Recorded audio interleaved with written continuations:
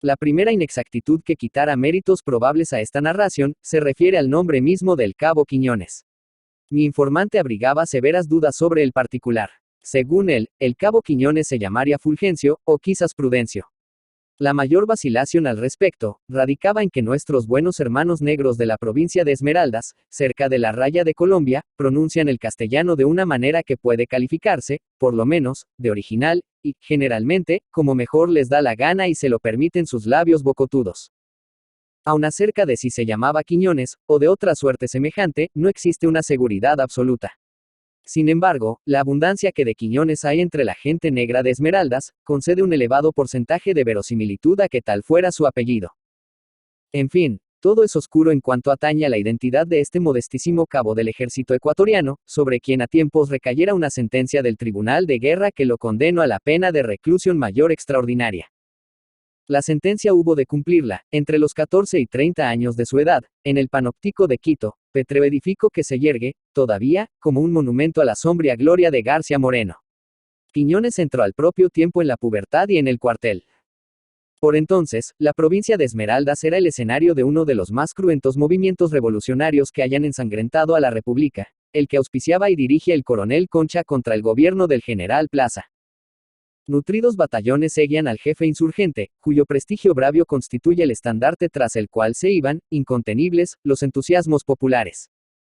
El coronel Concha era un auténtico tipo de caudillo militar, y tenía metido en jaque al gobierno de Quito, cuyos ejércitos marchaban de derrota en derrota. A Concha le secundaba el mayor Lastra, un moreno tremendo, valiente como el diablo, y el cual capitaneaba las tropas negras. En Esmeraldas, la gente de color es numerosa, y casi toda, si no toda, había plegado a la revolución, formando las fuerzas del Lastra. Es de creer que estarían ahí todos los parientes de Quiñones, incluso las mujeres de la tribu, que, por lo común, acompañaban a los varones en las aventuras guerreras. Pero, Fulgencio Quiñones no estaba con ellos, sino en el ejército regular que los combatía. No sería extraño que la mala pasada que le jugó el destino, fuera como un castigo de su traición inconsciente a la raza a que pertenecía.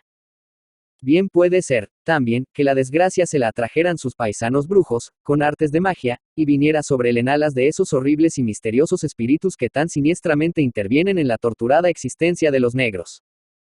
A los 12 años, Fulgencio Quiñones vagaría por las calles hierbosas del pueblo, sin objeto ni beneficio. Demoraría frente al cuartel, viendo el trajín de los soldados. Haríales a estos pequeños servicios, recompensados con centavos o sobras de rancho. En las noches, encantaría su pequeña alma con el toque de retreta.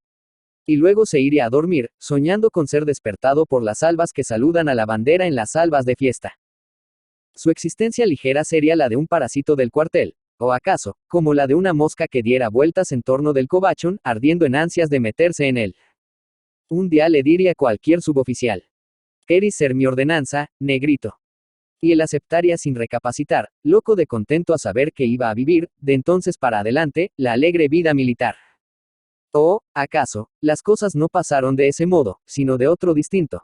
Lo cazarían en alguna batida del campo, arrancándolo de los brazos tenaces de la madre, que forcejearía por no entregarlo, con su amor violentado, al sargento reclutador. Lo cierto es que sus 13 años amanecieron en el cuartel. De mero sirviente ordenanza, lo hicieron, raso, y un primero, desocupado y bonacho le empezó a enseñar a leer.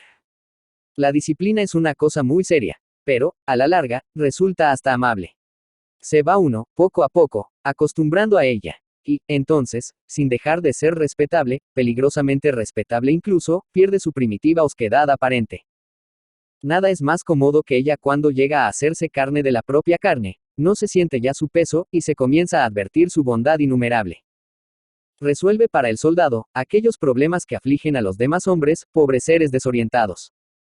En verdad, la disciplina es una cosa cómoda, porque hay es nada saber, siempre y en cada caso, lo que se tiene que hacer. Todo consiste en someterse, al pie de la letra, al mandato inconmovible de los reglamentos.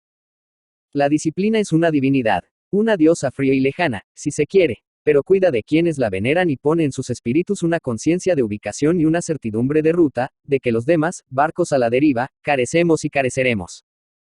Fulgencio Quiñones sintió la disciplina, y esto le valió sus rápidos progresos en la carrera. No se dio jamás, en los anales del ejército, soldado más férreamente disciplinado que él.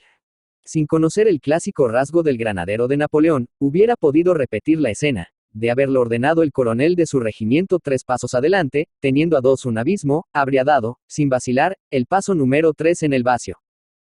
Y la cosa fue peor todavía cuando aprendió a leer. Entonces se metió en la dura cabeza samba, letra a letra, como alfileres en un acerico, las advertencias e indicaciones que, impresas en sendos cartones blancos, adornaban las cuadras de la tropa. Hay que hacer esto cuando. Hay que hacer esto otro cuando. La cuestión ocurrió cierta noche de invierno, mientras sobre el poblacho, amenazando por las fuerzas del Astra, escondidas en la maleza vecina, llovía a cántaros. El cabo Quiñones, ya era cabo, por entonces, se encontraba a cargo de la guardia en la puerta del cuartel. Le habían tocado las horas más peligrosas, las de Nona, aquellas a cuyo amparo se arman los ataques sorpresivos y se anudan las emboscadas. Pero el cabo Quiñones se enorgullecía de esa guardia de Nona, que por primera vez le habían confiado a él solo, sin oficial alguno.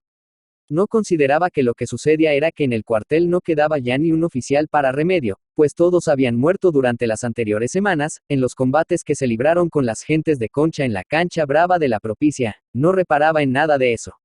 Estaba enorgullecido, no más, lleno de una esponjada vanidad, al sentirse responsable de los soldados dormidos, de la Santa Bárbara, del edificio mismo. Había mandado cerrar las puertas del cuartel, disponiendo que el centinela se recluyera en su garita enrejada, mientras que él se quedó afuera, en el soportal, sentado en un poyo de madera, vigilante y solemne. De pronto vio avanzar, bamboleándose en las tinieblas de la noche llovida, al capitán Jáuregui, encargado, por falta de otros oficiales de graduación más elevada, de la jefatura del cuerpo. El cabo Quiñones lo reconoció enseguida. Más aún, pensó que el capitán habría estado donde las Macías, unas bonitas muchachas que amaban los hermosos uniformes militares. El cabo Quiñones sonrió. Fregado el capitán, murmuró, benevolo. Pero, ¿qué decían los reglamentos? Ya, en tiempo de guerra hay que dar el quien vive, a todo títere, a la madre de uno, si a mano viene. No importaba que hubiera reconocido al capitán. Tenía que cumplir, él siempre tenía que cumplir. Él era un soldado disciplinado. Ah, sí, gritó el quien vive. El volumoso capitán se detuvo, cabeceando como un barco que se para en alta mar. Ahora se notaba que estaba más ebrio de lo que parecía. ¿Qué dices, negro estúpido? No me reconoces. ¿Estás borracho, tal vez? El cabo Quiñones no se alteró. Acostumbrado a las injurias de sus superiores jerárquicos, no le impresionaron mayormente las de su capitán. Pero, él tenía que cumplir. Insistió. ¿Quién vive? El capitán se puso iracundo. Y recordó calumniosamente a todos los negros antepasados de Quiñones. El cabo lo escuchó sin interrumpirlo, pero, al fin lo conminó secamente, si avanza un paso más, disparo. El reglamento dice, el capitán Jáuregui lo amenazó. Tejer meter en el cepo, animal. Quiñones permaneció impertérrito, pero, repitió, lo tiro si avanza. Y a martillo el fusil. Profiriendo soeces exclamaciones el capitán se adelantó. Y, el cabo Quiñones, sin pensarlo 2 veces, se resolvió a cumplir. Había que disparar. Los cartones blancos, pegados en las paredes de las cuadras, lo decían rectamente. Disparo sobre el cuerpo. El capitán vino en tierra, de bruces. Metido en su garita, el centinela quiso decir algo. Quiñones, con un gesto, le impuso silencio. Eran las 3 de la madrugada. No había muerto el capitán. Tan solo estaba herido. Se quejaba lastimeramente, como un perro arrollado. El cabo Quiñones pensó, debo ayudarlo. Lo traeré a la enfermería. Ahí lo curarán. Pero, cuando iba a hacerlo, pudo apreciar la distancia a que había caído el capitán. Estaba más ala de los 20 metros. ¿Qué decían los reglamentos? No era posible. Al jefe de guardia no le era permitido alejarse más de 20 metros de la puerta del cuartel. No cabía, pues, auxiliar al herido. El cabo Quiñones tornó a sentarse en su poyo, meditativamente, con el fusil entre las piernas. El capitán continuaba quejándose, hasta que por fin dejó de quejarse para siempre. Y lo envolvió el silencio denso de la madrugada. Mi informante asistió a los debates del tribunal de guerra en que se vio el caso Quiñones. El defensor, un tenientito rubio, visiblemente llevado ahí a la fuerza, comenzó su alegación insultando al reo. Dijo que se trataba de un cretino, o poco menos, que había obrado desde la penumbra de su inconsciencia, por lo que no valía condenarlo, si bien el rubio teniente estimaba honestamente que habría que recluirlo en cualquier manicomio.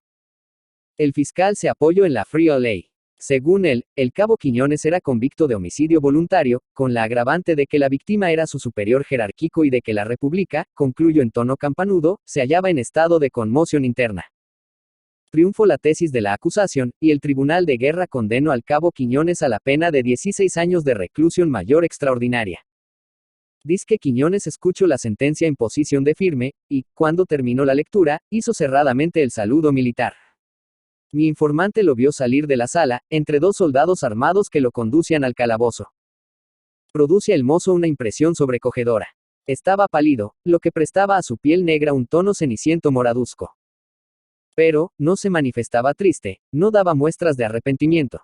Más bien parecía un hombre desilusionado, un hombre que ha visto que algo, muy profundamente dentro de él, se ha derrumbado.